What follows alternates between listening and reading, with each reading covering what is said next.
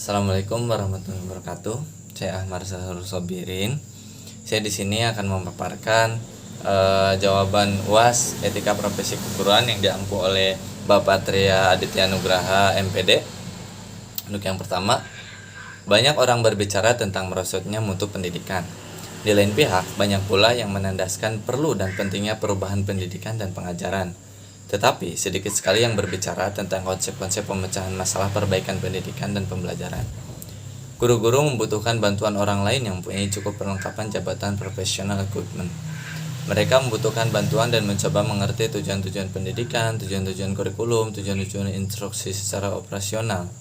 Dan mereka mengharapkan apa dan bagaimana cara memberi pengalaman belajar yang sesuai dengan kebutuhan anak-anak dan masyarakat yang sedang berkembang. Lalu pertanyaannya adalah, jelaskan menurut Anda tentang tujuan, peran, dan manfaat supervisi pendidikan dalam meningkatkan kualitas pendidikan di Indonesia.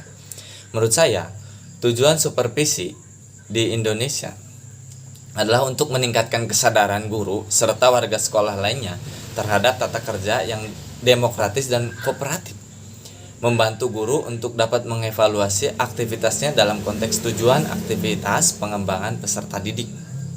Nah, peran supervisi di sini juga membantu guru melihat dengan jelas tujuan pendidikan dan membantu guru membimbing pengalaman belajar murid-murid. Manfaat supervisi di lingkungan sekolah adalah untuk meningkatkan kemampuan profesional dan tekniknya bagi guru agar proses pembelajaran di sekolah lebih berkualitas. Oke. Untuk nomor 2, menjelaskan tentang hakikat pendidikan serta mengapa pendidikan itu sangat penting untuk kelangsungan kehidupan manusia. Oke. Hakikat pendidikan adalah proses pembelajaran sebagai upaya untuk mengembangkan aktivitas dan kreativitas peserta didik dengan interaksi yang menghasilkan pengalaman belajar. Di Indonesia menginginkan pendidikan lebih baik. Hal inilah yang melatar belakangi terjadinya pergantian kurikulum secara terus-menerus. Untuk kenapa pendidikan itu sangat penting bagi kelangsungan kehidupan manusia? Karena pendidikan sudah menjadi tolak ukur kualitas manusia di mata masyarakat. Ketika pendidikan seseorang itu rendah, maka orang itu akan dianggap rendah. Dan ketika pendidikan seseorang itu tinggi, maka masyarakat akan menganggap luhur seseorang tersebut. Serta pendidikan juga dapat mempengaruhi dan mempermudah kita untuk mengikuti perkembangan zaman. Untuk nomor 3, jawab pertanyaan berikut ini. Apakah yang dimaksud dengan kode etik profesi? Nomor yang selanjutnya, siapa dan bagaimana menetapkannya? Dan yang terakhir, apa tujuan kode etik profesi itu ditetapkan? Oke, untuk yang pertama, kode etik.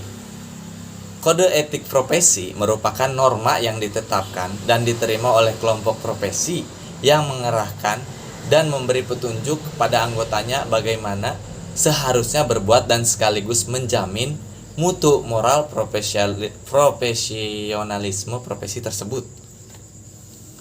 Yang kedua, setiap profesi memiliki kode etik profesinya masing-masing, dan kode etik hanya ditetapkan oleh suatu organisasi profesi yang berlaku dan mengikat para anggotanya. Lazimnya dilakukan oleh suatu kongres organisasi tertentu.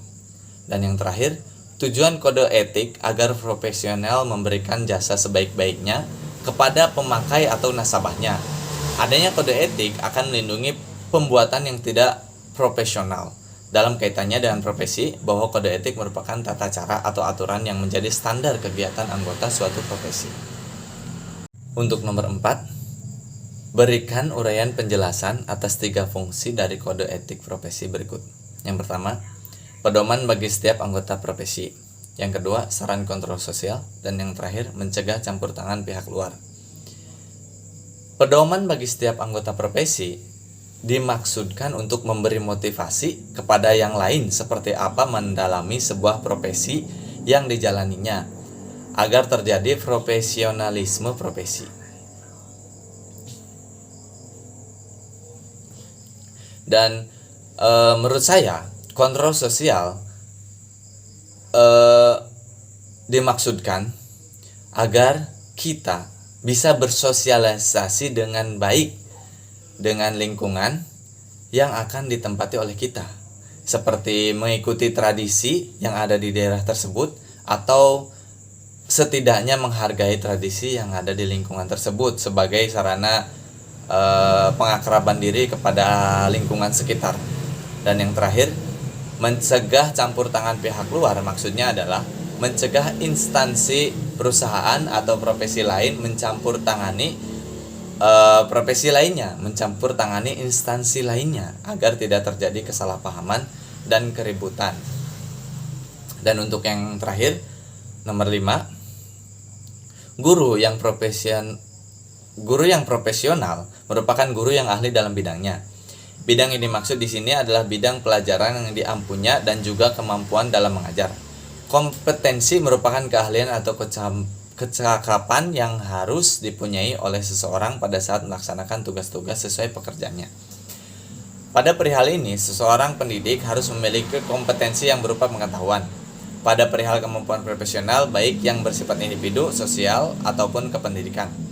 Seorang pendidik profesional harus mempunyai kompetensi-kompetensi yang mendukung profesinya.